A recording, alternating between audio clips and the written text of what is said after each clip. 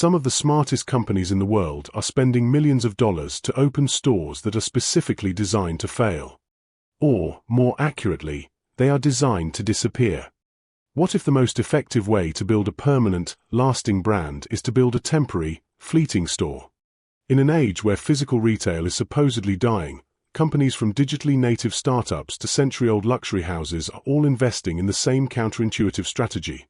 Opening a beautiful, highly publicized store for a few weeks, or even just a few days, and then vanishing without a trace. This is the pop-up shop strategy. For the past decade, we've been hearing about the retail apocalypse. We're told that the future of shopping is exclusively online, that e-commerce is king, and that physical, brick-and-mortar stores are expensive relics of a bygone era. And yet, at the same time, we see something paradoxical.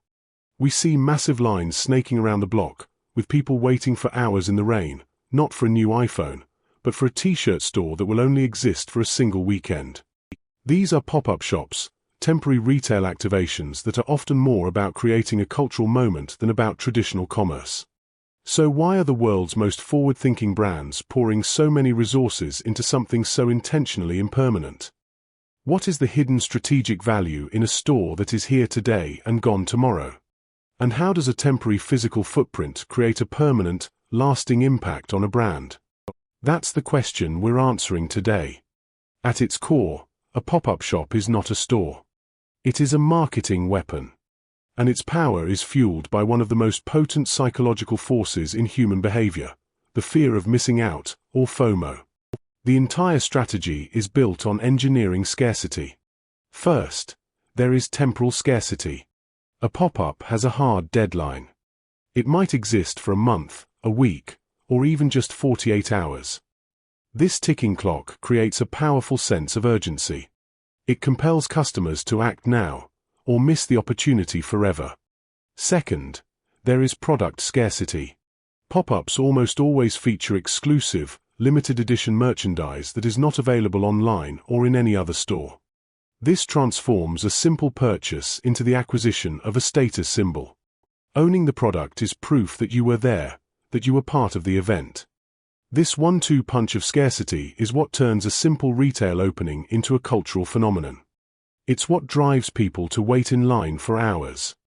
And, most importantly, it's what turns your customers into your marketing department. When people attend an exclusive pop-up, they document it. They post photos to Instagram, videos to TikTok, and stories to their friends. They want to prove they were part of the in-crowd. This user-generated content creates a massive wave of online buzz. The brand gets millions of dollars worth of free advertising, what the industry calls earned media, all driven by the authentic excitement of its customers. A perfect example was Kanye West's series of pop-ups for his Life of Pablo album, which became global news events, driven almost entirely by social media hype. One beyond the hype, the pop-up is an incredibly astute business tool, especially for the new wave of digitally native, direct-to-consumer brands that were born online. For a brand like Allbirds Shoes or Warby Parker Eyewear, opening a permanent physical store is a terrifyingly expensive gamble. It means signing a 10-year lease, hiring a full-time staff, and committing to millions of dollars in overhead. What if you choose the wrong neighborhood? What if your online popularity doesn't translate to foot traffic? A pop-up solves this problem. It is the physical retail equivalent of the lean startup methodology.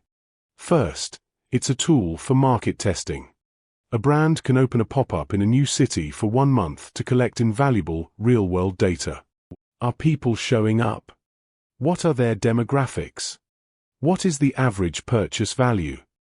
This data allows them to make a highly informed decision about whether and where to open a permanent store, dramatically reducing the risk of a multi-million-dollar mistake. Second, it's a laboratory for product testing. A pop-up allows a brand to get direct, unfiltered feedback from its customers. Point 2, they can see how people physically interact with their products. They can test new items, colors, or styles and get an immediate reaction. This kind of qualitative data is far richer than any online survey. And third, it's a clever tool for inventory management. For fashion and apparel brands, a pop-up can be a strategic way to sell off excess or past season inventory without having to resort to deep, brand devaluing discounts on their main website. It becomes an exclusive archive sale event. In the age of e-commerce, you can buy almost anything in the world from the phone in your pocket. Convenience is a solved problem. This means that physical stores can no longer compete on convenience or price alone. They must compete on experience. The pop-up is the ultimate vehicle for this. Its temporary nature gives brands the freedom to be creative, theatrical, and bold in a way that permanent stores cannot. 3 Pop-ups are not just stores. They are immersive, Instagrammable brand worlds. The beauty brand Glossier perfected this. Their pop-ups are not designed to be efficient places to buy lipstick. They are designed to be fantastical, pink-hued playgrounds. Each one is unique, with location-specific themes and photo opportunities built into every corner. The store itself is the content. An even more legendary example was the collaboration between Louis Vuitton and the streetwear brand Supreme. For the collection was launched exclusively through a series of pop-ups in major cities. The stores were designed like minimalist art galleries, creating an atmosphere of extreme exclusivity and cultural importance. The goal was not just to sell a hoodie for $1,000, it was to create a cultural earthquake, cementing both brands' relevance for a new generation. These temporary experiences create a powerful and permanent halo effect. A customer who has a memorable, positive, and shareable experience in a pop-up is far more likely to become a loyal, long-term advocate for that brand, long after the pop-up has disappeared. So let's connect the dots. The pop-up strategy uses the psychological power of scarcity to manufacture hype and generate massive amounts of free, user-generated marketing. 5 It functions as a low-risk business laboratory for digital brands to test new markets, new products, and the very idea of physical retail. 6 And most importantly, it acts as an experience engine, creating immersive, memorable brand moments that build a deep emotional connection with customers. And that is the secret. The pop-up strategy fundamentally redefines the purpose of a physical store. For a century, the primary metric of success for a retail store was sales per square foot. The primary metric for a pop-up shop is impact per square foot. The goal is not simply to move inventory off the shelves. The goal is to create buzz, to collect data, to build community, and to forge a permanent memory. The short-term revenue is just a bonus. The real product of the pop-up is a lasting impression that strengthens the brand for years to come. If this strategy is causing a permanent impact on how you see retail, make a temporary click on the like button and subscribe for more breakdowns.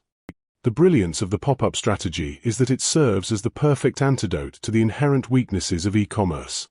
Online shopping is incredibly efficient and convenient, but it is also transactional, isolating, and lacks a human touch. 7 Pop-ups reintroduce the crucial elements of discovery, community, and sensory experience that pure e-commerce can never fully replicate. 8 It is a powerful hybrid strategy that captures the best of both the digital and physical worlds. The broader business principle here is a masterclass in the rising power of experience marketing.